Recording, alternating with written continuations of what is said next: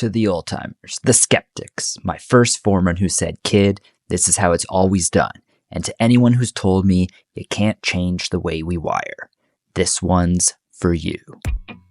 Hurry up, get to the next job. It's good enough, don't waste time. Details, they don't matter. Don't clean up, don't change anything. This is terrible advice. If I had to sum up all the bad advice I've ever had from journeymen over the years, it'd be called speed, quality, price. Pick two. When I said I could find circuits faster and do it right, they laughed. When I talked about digitizing panel schedules for accuracy, they rolled their eyes. But now, tech is saving us hours and doing it better and with 100% accuracy. This isn't about wiring homes or tracing circuits.